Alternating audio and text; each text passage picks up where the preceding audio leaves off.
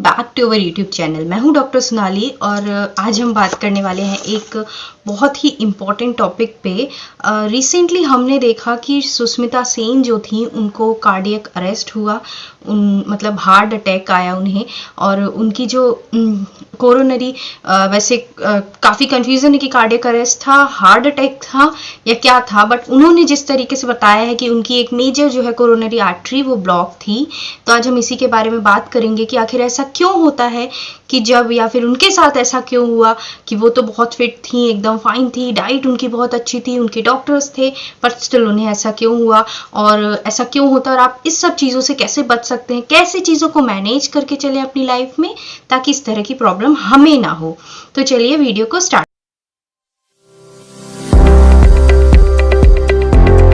Srivastava, right, एक ऐसा हंसता खेलता चेहरा जो सबको हंसा देता था, खुद भी खिलता। सितंबर 2022 को हार्ट अटैक आ गया, या मैं कहूँ कि कार्डियक अरेस्ट जैसा कि कहा जा रहा हो गया।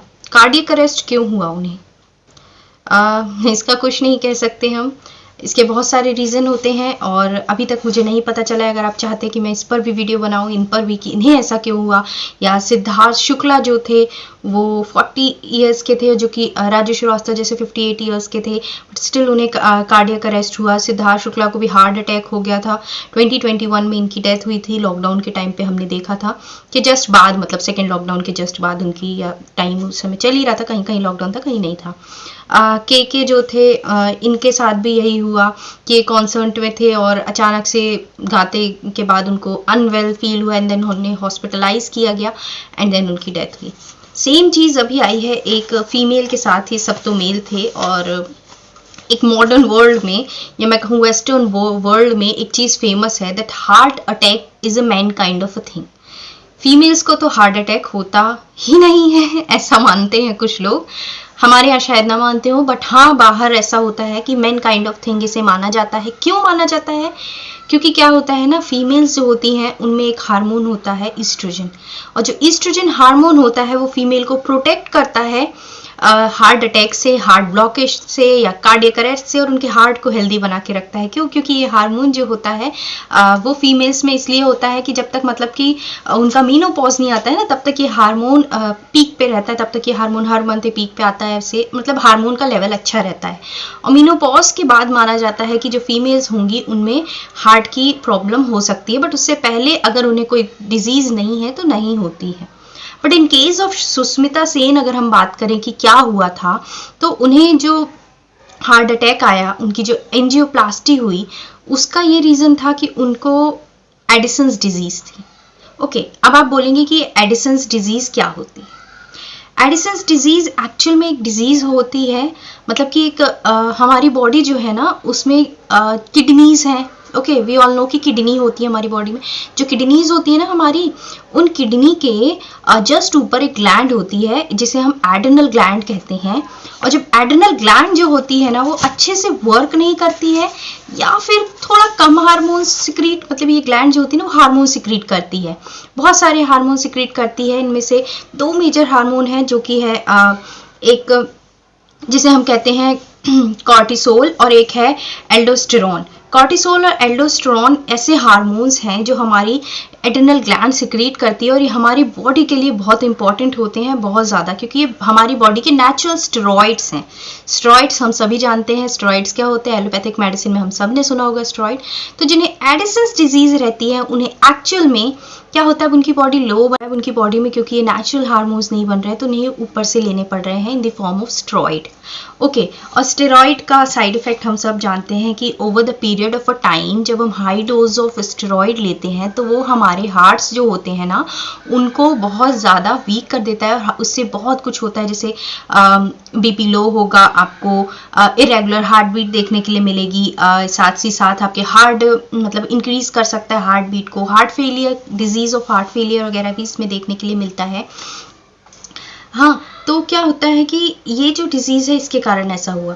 सुष्मिता सेन को 2024 में मतलब 2014 में उन्हें पता चला कि उन्हें हार्ट एडिसन्स डिजीज है और तब से वो एक regular period of a time में स्टेरॉइड्स ले रही थी। ऑल्दो उन्होंने चीज़ों को मेंटेन करके रखा, इसी कारण उनकी जो बॉडी थी ना उसको पहले अटैक नहीं आया और इतना टाइम लग गया, 8 साल का ये टाइम लग गया उन्हें उनकी बॉडी में एक ब्लॉकेज बनने में। क्यों? क्योंकि उनकी जो लाइफस्टाइल थी ना वो अच्छी थी। ये वो खुद भी कह चुकी हैं कि आप ये मत सोचिए कि मैं हेल्दी थी और मैंने इतना सब किया और उसके बाद मुझे कुछ और प्रॉब्लम थी जिसके कारण मुझे ऐसा हुआ, और मेरी जो एक्सरसाइज, डाइट और ये रिज्म था, डाइट रिज्म वगैरह था, वो मुझे बचा के रखा हुआ था, वरना मुझे ये बहुत पहले हो गया होता। ये उनका ही कहना है। तो चलिए अब बात कर लेते हैं कि एक्चुअल में होता क्या है ये एडिसन्स डिजीज़।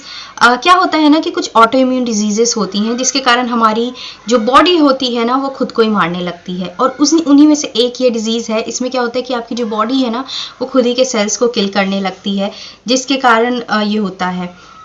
उसमें मायोकार्डिटिस वगैरह देखने के लिए मिलता है। देन स्टेरॉइड्स क्या होते हैं? स्टेरॉइड्स जो होते हैं ना बहुत ज़्यादा जब इनका हाई डोज लिया जाता है, स्टेरॉइड्स एक्चुअल में हमारी बॉडी में भी फॉर्म होते हैं, बट जब वो हमारी बॉडी में फॉर्म नहीं हो रहे होते हैं, क्योंकि ये हार्मोन्स है, नॉर्मल हमारे हार्मोन्स है स्टेरॉइड एक्चुअल में, स्टेरॉइड एक्चुअली हमारे नॉर्मल हार्मोन है स्टेरॉइड।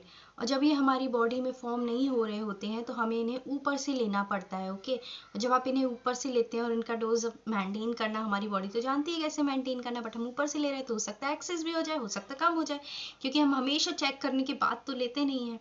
तो इस कारण से जब इसका हाई डोज लिया जाता है ना तो वो आपको हाई ब्लड प्रेशर कॉज करेगा, ब्लड क्लॉट्स कॉज करेगा, irregular heartbeat and even heart failure या इंक्रीज रिस्क ऑफ आपका मतलब हाई ब्लड प्रेशर, ये सब चीज़ें कॉज करेगा।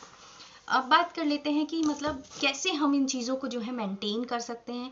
तो सबसे पहले जो मैं हमेशा कहती हूँ, आपकी डाइट बहुत ज़्यादा इंपॉर्टेंट है इस चीज़ में कि आप डाइट से मेंटेन कर सकते हैं।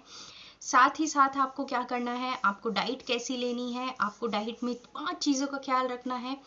आपको फैट कम लेना है, फ्राइड चीज़ें कम लेनी है, शुगर कम लेना है, पोर्शन कंट्रोल करके फाइबर वाली डाइट लेनी है। ओके, अगर आप इन 5 पॉइंट्स का हमेशा ख्याल रखते हैं कि ये 5 पॉइंट कैसे मतलब इनको कवर किया जाए, कैसी डाइट ली जाए, तो आप बहुत कुछ हद तक मतलब बहुत हद तक बच जाते हैं इन सारी चीज़ों से।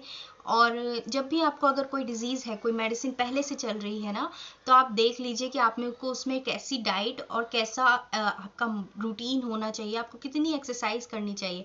आप सोच भी नहीं सकते कि कई लोग कितने स्लिम होते हैं और उन्हें थायराइड होता है, एंड लोग समझ ही नहीं पाते कि यार तुम्हें तो थायराइड है, तुम इतने स्लिम कैसे हो। इस टाइप की चीज़ें होती हैं। ओके, क्यों? क्योंकि वो खुद को मेंटेन करते हैं।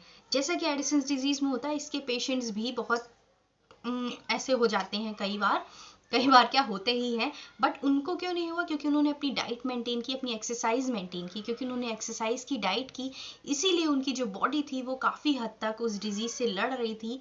बट स्टेरॉइड्स जो होते हैं वो कहीं ना कहीं अपना साइड इफेक्ट दिलाते हैं। अब स्टेरॉइड का अल्टरनेट ऑप्शन क्या है? तो स्टेरॉइड का एक और अल्टरनेट ऑप्शन है और वो है अल्टरनेट पैथीज जिसे कहा जाता है, बट एक्चुअल में एलोपैथी का ही मतलब अल्टरनेट पैथी होता है। तो चलिए बात कर लेते हैं अब होम्योपैथी में हम क्या कर सकते हैं।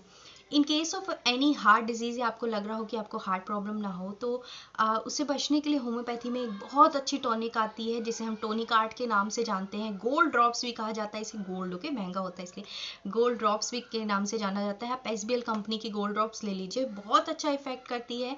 आपको 10 ड्रॉप्स लेने हैं दिन में 3 बार, सुबह, दोपहर, शाम। आपके दिल को हमेशा मजबूत रखेगी और बहुत हद तक ये आपके ब्लॉकेज जो हैं उनको मतलब इसमें बहुत अच्छी अच्छी मेडिसिन है जो आपकी ब्लॉकेज नहीं बनने देगी, आपको बहुत मेंटेन करके रखेगी इस तरह के। तो आप ये यूज़ करके देखिए, बहुत करिए। और जिन लोगों ने भी रेगुलर यूज़ किया ना बहुत ज़्यादा इफेक्टिव हुआ, उन्हें रिजल्ट्स देखने के लिए मिले हैं। और अगर आपका पहले एंजियोप्लास्टी हो चुका है या कुछ भी हो चुका है ना, तो उसके बाद भी आप ये मेडिसिन जो है ना वो लेके यूज़ कर सकते हैं। इससे कोई भी साइड इफेक्ट जो है वो देखने के लिए आपको नहीं मिलेगा। तो चलिए आज के वीडियो को यहीं पे एंड करते हैं। आपके किसी भी तरह के सवाल हो तो प्लीज़ नीचे कमेंट कीजिएगा और मुझे बताइएगा आप किसके बारे में और जानना चाहते हैं, और मैं मेरा वीडियो आपको कैसा लगा। ये वीडियो इस तरह की वीडियो आप देखना पसंद करेंगे या नहीं करेंगे, ये भी बताइएगा in future. And good night. Please like कीजिए वीडियो को, शेयर कीजिए जिन लोगों को ज़रूरत हो उनके साथ, एंड थैंक यू।